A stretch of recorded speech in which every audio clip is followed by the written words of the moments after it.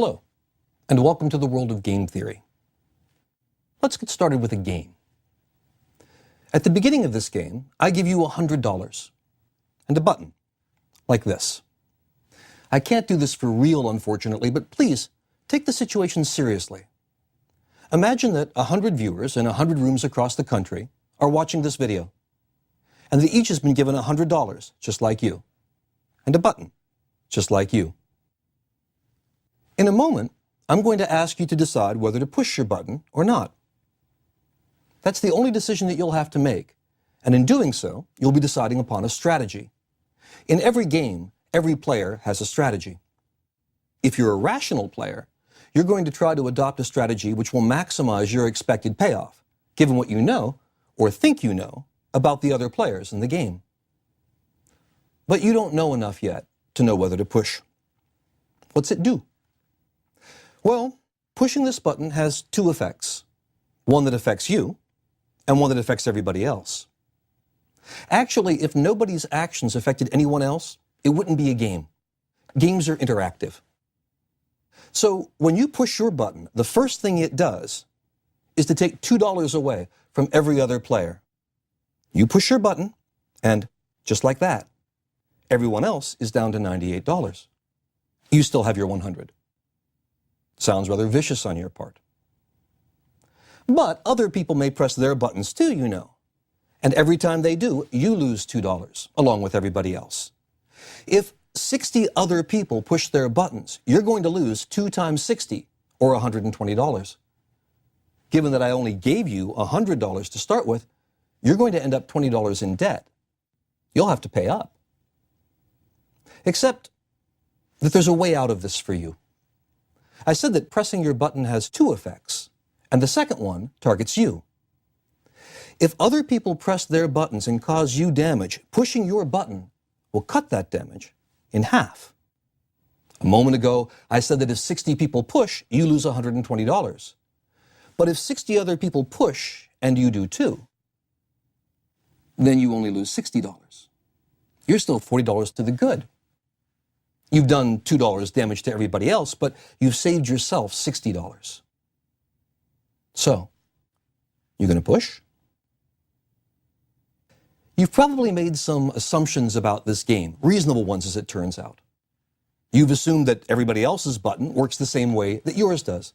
It does, because this game is symmetric. Everyone's in the same boat. Also, since you're watching this on a DVD, you've probably assumed that everybody else has the same information that you do. That is, that the structure of the game is common knowledge to everyone. Actually, being common knowledge means quite a bit more than that. It's not just that everybody knows the rules of the game. It's that everybody knows that everybody knows the rules of the game. And everybody knows that everybody knows that everybody knows the rules of the game, and you get the idea. And you're right. Everyone knows the same information that you do. I want you to think carefully now and decide what you're going to do. Push or not push. I'm going to give you about 1 more minute. You're probably entertaining several different lines of thought right about now. One line of reasoning is this. We all know how the game works. It's obvious. If nobody pushes the button, everybody gets $100. I might not even be concerned about being a nice person, but I don't have to be. We can all get 100. I'd be crazy to push. It's a good argument. But a second line of argument, maybe even more compelling, is this. 100 people I don't know. Some of them are going to push. No matter what the other people do, I'm at least as well off pushing as not pushing. If I don't push, I could end up $100 in debt. If I push, at least I end up breaking even. Heck, I'm a good person. And if I'm thinking about pushing, I can imagine what the other people... I have to push in self-defense. Here's a third line. I'm not going to push. I'm not pushing because it's the right thing to do in a moral sense. I could lose up to $100. I could go $100 in debt, yeah. But it's worth it for the sake of my ethics. Or you may have decided, $100, it's not that much money. It'd be too much fun to just stir things up and see what happens. Push the button. Or You may have a competitive streak, and you know that if you don't push, everybody who does will end up ahead of you. Maybe you don't have much of a taste for being a chump.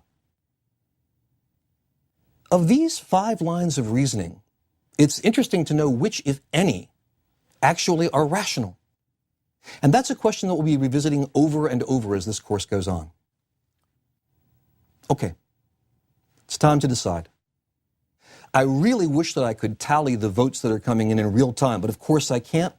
What I can and will do is tell you after you make your choice, the results of similar games that I've played with other people. So make your choice, and please, state it out loud. Keep yourself honest. Push or don't push? 3, 2, 1, done. Okay. With groups of strangers who have no training in game theory, generally somewhere between 30 and 70% of the people push the button.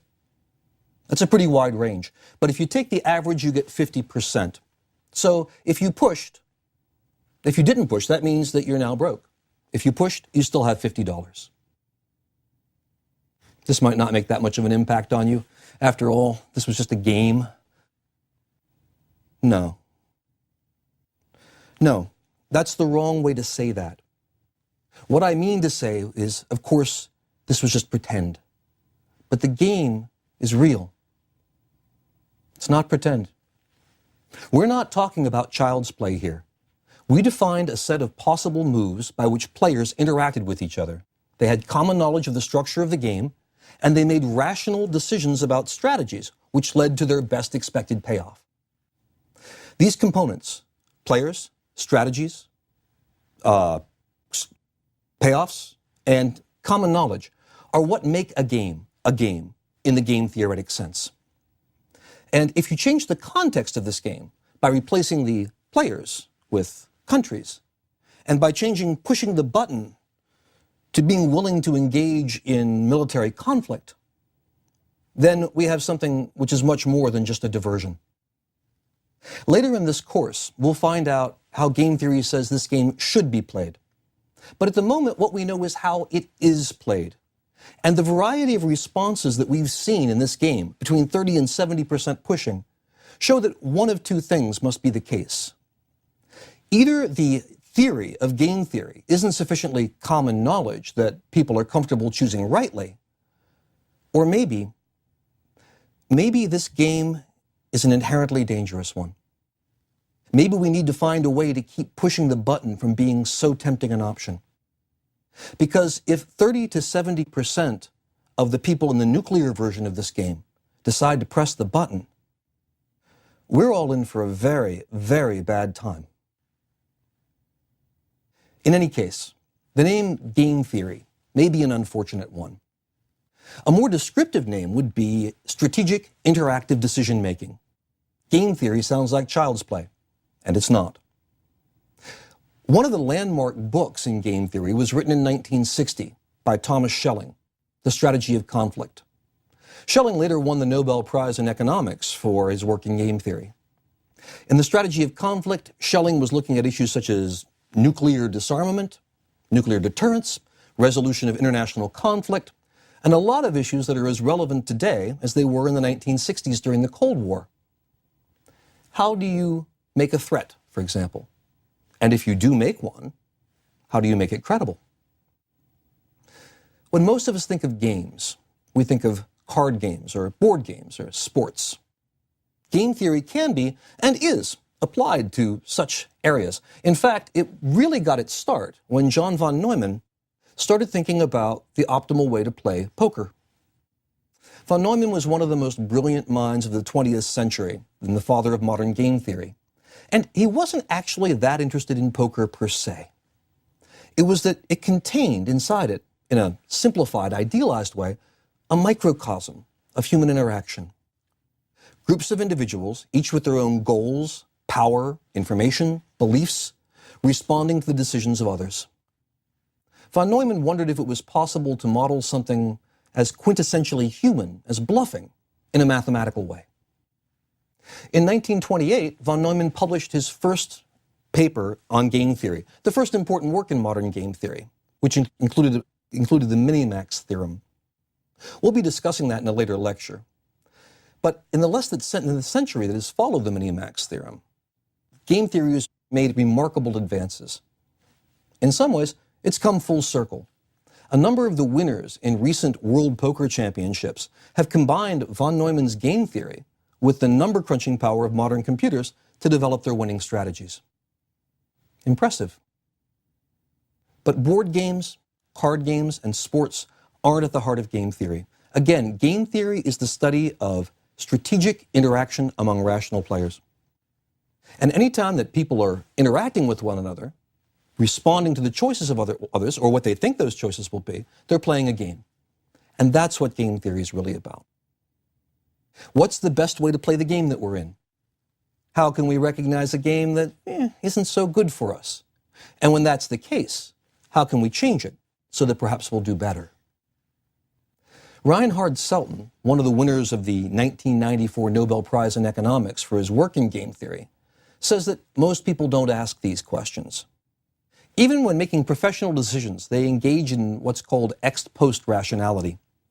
They're more likely to look backward to see how earlier situations could have been done better than they are to look forward and examine the current situation in its own right. Here's an example of failing to look ahead. Max Bazerman of the Harvard Business School was speaking to a conference of about 75 Wall Street bigwigs. Bazerman auctioned off a $100 bill. The auction had one odd twist. Whoever won the auction paid their bid and got the $100. No surprises there. But the person who bid second highest also had to pay his or her bid, but got nothing. Okay? So, the auction was held. Want to guess how much the $100 bill went for? $465. $465 for a $100 bill. How?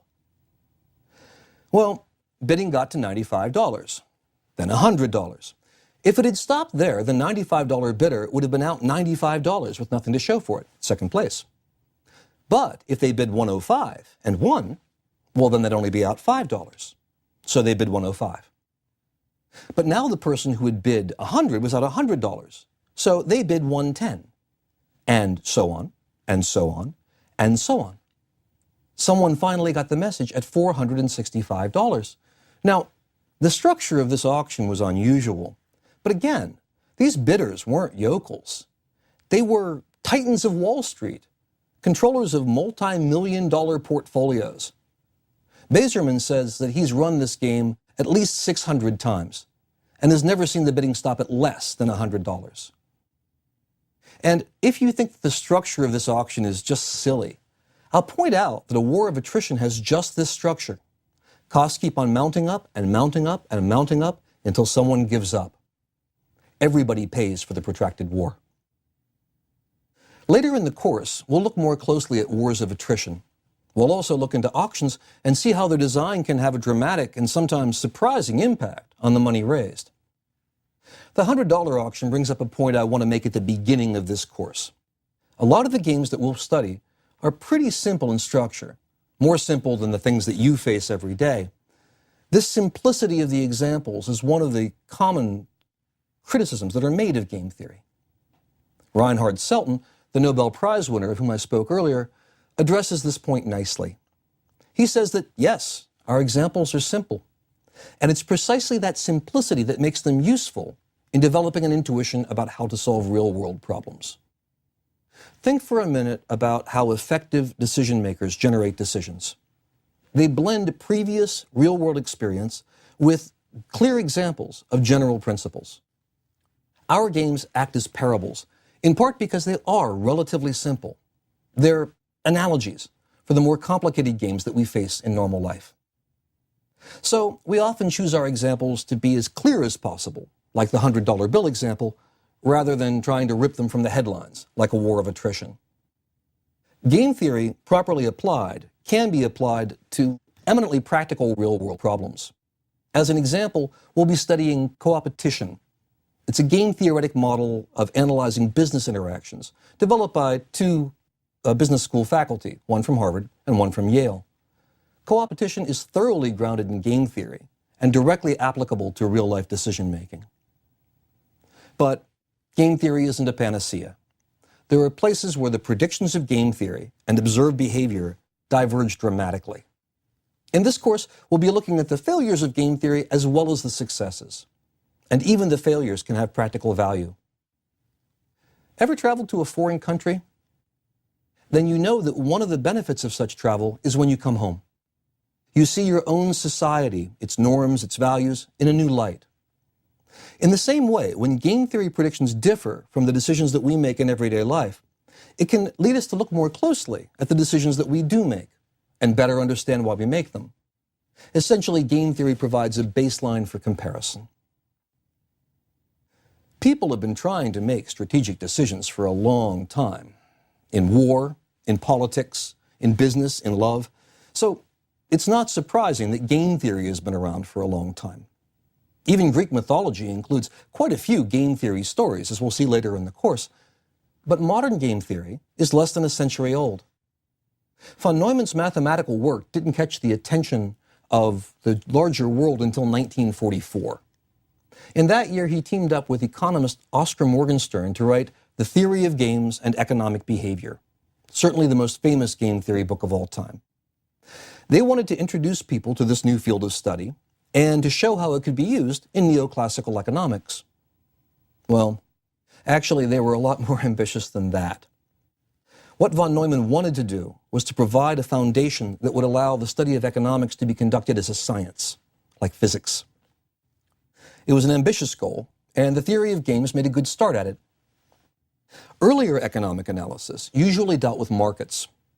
Markets are essentially unaffected by the actions of any one individual. You make your choices in response to the market, but your choice, your individual choice, doesn't affect the market very much. With game theory, you can analyze situations where individual choices do matter. The result has been a lot of good economics and a long string of Nobel Prizes in economics for people who've done work in game theory. Like what? And what's it good for? Well, a number of prizes have been awarded for work involving auctions. So let me give you another real-life example, a little bit more complicated than the $100 one. Federal governments generally regulate their radio spectrums. They sell the rights to various parts of that spectrum to those who are interested in licensing them. This is generally done in one of four ways: administrative process, lottery, first come, first serve, or auction. Usually, in most parts of the world, it's been done by administrative process, and that's how it was in the US, which meant long hearings with the FCC. But then in the 1980s, the number of firms wanting licenses skyrocketed. In 1982, the FCC adopted a lottery system. The licenses were given away to whoever won the lottery. It was thought that afterwards, the telecom companies would sort it out for themselves by trading licenses back and forth. Not a great plan. Lotteries are inherently inefficient. Obviously, the people who win a lottery aren't necessarily those who will most value the resource or be best able to use it.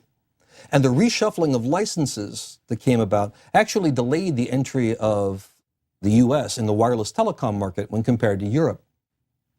Also, the FCC put no restrictions on who could enter the lottery. Sometimes this had embarrassing consequences. One year, the cellular license for Cape Cod went to a group of dentists. The dentists, no fools, promptly sold it to Southwestern Bell for $41 million. In 1993, the lottery approach was deemed to be a failure by Congress. It mandated that the FCC try some kind of auction. It was concerned about issues of inefficiency, of course, but it also wanted to get a slice of all that money that was being passed around by license exchanges. But it turns out there are actually a lot of different ways to run an auction. We'll look at a number of them in a later lecture. And what the government did was to try to address multiple objectives. Yes, they wanted to raise money, but they wanted to make sure that the spectrum was distributed efficiently. And they wanted to channel business to minority-owned businesses and avoid monopolies, and so on and so on. So the FCC hired a bunch of economic game theorists to design the auction. Their job was to analyze the problem and come up with a structure. The details don't matter here, but one aspect is important and I want to focus on it. They designed the auction so that all of the frequencies would be auctioned off simultaneously in a number of rounds. Different markets were up for bid at the same time. You see, bidding on frequencies one at a time is kind of like bidding on shoes one at a time. If you're not sure you're going to get the left one, you're not going to pay as much for the right one. In the same way, a company might be put a lot more value on the cellular licenses for, let's say, Washington, if they know that they can get the ones for Baltimore at the same time. So, with the help of game theory, the government created a game that was much better than the old one. Certainly, it was much better for the government. They raised over $400 billion for the U.S. Treasury in the first 5 years. But it was demonstrably better for the other stakeholders as well. The structure of the auctions meant that the licenses went to those who valued them most, as opposed to, say, dentists. That's game theory. Strategic, interactive decision-making. You know, when I told my mother I was teaching this class, she thought it was going to be 24 lectures on Parker Brothers monopoly, or risk. The monopolies and risks that we'll be talking about are of a much more serious nature. Game theory sounds like fun. And it is fun to study, but many of its applications are far from trivial. The Cuban Missile Crisis was a game. In fact, it was Thomas Schelling of the Strategy of Conflict fame, remember? Schelling was the one who coined the term brinksmanship. The lead up to the war in Iraq was full of games. A lot of them were games of incomplete information. Hans Blix was looking for weapons of mass destruction, and Saddam Hussein, if he had had them, would have been trying to hide them. This is a classic pursuit-evasion game, and in a later lecture we'll see how such games play out. As it was, Hussein didn't have WMDs, and he said as much. His problem was the one that you often have when you try to credibly signal the truth of your claim. We'll see that signaling and signal jamming, its opposite, are also important parts of game theory. And the biggest problem that Hussein faced was the one that people usually face. How do you make yourself believed? Game theory applications don't have to be geopolitical. Think of threats, promises, and commitments. Yes, they can be useful in brokering a treaty, but they can also be useful in passing a piece of legislation, or getting your supplier to come down on a price for a supply, or getting your kid to do his homework. Threats, promises, and commitments have their own lecture in this series. They can give you enormous leverage, but using them is more subtle than a lot of people think. Ever seen a mother in a grocery store yelling to a kid, "You come here right now or I'm leaving without you"? That's a very serious threat. It's also, in general, completely and sensibly ignored by the kid.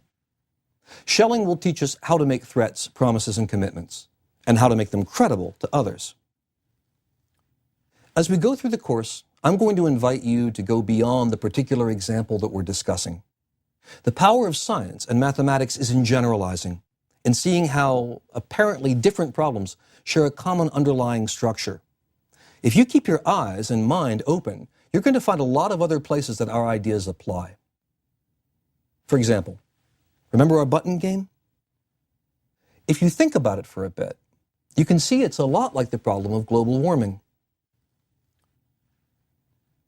And so is the problem of overfishing of international waters and traffic congestion. All of these fall under a game structure called the tragedy of the commons. We'll look at how all these things fit together in a later lecture. And when we do analyze those things, we'll gain some other surprising insights, like why we use such an inefficient layout on our keyboards, or why we don't use the metric system, or why Windows is the operating system for personal computers. And after we figure these things out, there'll be 100 other problems that will yield to the same kind of tools, like why taking illegal steroids is so common among professional athletes. We'll look at voting. We all know from recent history that deciding who wins isn't always simple. The popular vote versus the electoral vote is only the tip of the iceberg, though. The playwright Tom Stoppard said, "It's not the voting that's democracy, it's the counting, We're going to see that it isn't even simply the counting. There are a lot more ways to set up a voting system than most people think. Each has its own strengths and weaknesses. We'll see that the choice of which system we use, or even simply the order in which votes are taken, can sometimes effectively decide the results of the election before the ballots are even cast. Can we fix this? Well, we'll create a wish list of properties that an ideal voting system would have, then determine if such a system is even theoretically possible. And why do candidates who make it through the primary process often show so little difference in the general election? Well, we'll have an answer. In the world of business, we'll look at pricing decisions, at market entry decisions, at how to analyze your business from a game theoretic perspective that will allow you both to increase the size of the pie and increase the fraction of it that you get to keep. We'll be crossing game theory with biology and look at the recently developing field of evolutionary game theory. It has applications in everything from bacterial drug resistance to the evolution of cooperative behavior. We'll look at why the peacock has such a long tail, and why some gazelles jump straight up when being pursued by a cheetah. We'll see why an engagement ring makes sense, how world-class soccer players and NASCAR drivers use game theory, whether they know it or not. We'll look at why you can never seem to buy a good used car, why pitchers in the National League throw fewer beanballs than those in the American League, why car insurance costs more in Philadelphia than it does in Pittsburgh, and why having more people witness a crime can actually reduce the chance that anybody alerts the police. We'll figure out why it often costs more to get your car repaired when you're a tourist than when you're a local. We'll even look at terrorism and see what our game theory what our game theory has to say about our approaches. Game theory has applications great and small. Someone even wrote a game theoretic analysis on whether to leave the toilet seat up or down in a married couple's home. I won't bother telling you the results of that study because I think we can agree it won't make a bit of difference. So let's get started with game theory. I've defined it as the study of strategic interaction among rational decision makers. This phrase sounds more or less self-explanatory, but there are some subtle issues that I want to address here. There are three major components of any game: players, strategies, and payoffs. The players are just the people playing the game. It's easy enough. Each player has available a possible set of strategies, what they'll do, how they'll respond. And when those strategies interact, each player ends up with a payoff, which specifies how much they like the result. If I told you I had a good strategy to follow, you'd probably assume that I meant that I had a good general plan. At most, you might think that I have a set of rules that I use when making my decisions. But what I mean by a strategy in game theory is quite a bit more than this. In game theory, a strategy has to specify what decision you would make in every possible situation in which you could find yourself. Suppose I buy a vase wholesale sale for $8, and I'm deciding whether to sell it for $10 or $20. You're a potential customer, and you're deciding whether to buy it. Well, my strategies are easy to describe. I only have two: sell it for 10 or sell it for 20. Your strategies are actually more complicated. That's because you can find yourself in two different situations, depending on the price that I set. One strategy for you has to specify how you'll respond to either of those possibilities. One strategy for you, for example, would be, I'll buy for $10, but not for $20. You actually have four different strategies: buy for 10 or for 20, buy for 10 but not for 20, buy for 20 but not for 10, or don't buy for either. And the idea of buying for 20 and not for 10 might sound silly, but it might not be. You're more likely to buy a reputed diamond for $200 than you are for 20. I'm going to look at the idea of strategy in more detail in my next lecture, but today I'm just sketching things in broad strokes. With that in mind, let me take a minute to talk about the third component of our game: payoffs. Each player has chosen a strategy. These strategies interact, and the game plays out to its conclusion. You might like the outcome of the game, you might not. The degree to which a player is satisfied with the outcome is reflected in their payoffs. Payoffs are numerical values, and we generally follow the convention that the more you like the outcome, the bigger the number. In our retail game, I bought the vase for 8. If I sell it to you for 10, but you think it's worth 18, I've made $2 on the deal. You've made 8. Those would be our payoffs, if money's what we care about. Things aren't always that simple, though. In my next lecture, I'll take a more careful look at payoffs and strategies. I'll also lock down 2 other key ideas about game theory: rationality and common knowledge. As we'll see, rationality isn't what most people think it is. We'll also see a game where game theory does a horrible job of predicting human behavior. A careful look at this failure will highlight an important point. Your payoff from a game may be far, far different from the money that it pays you. So come and join me. Game theory isn't child's play, but it's going to be fun.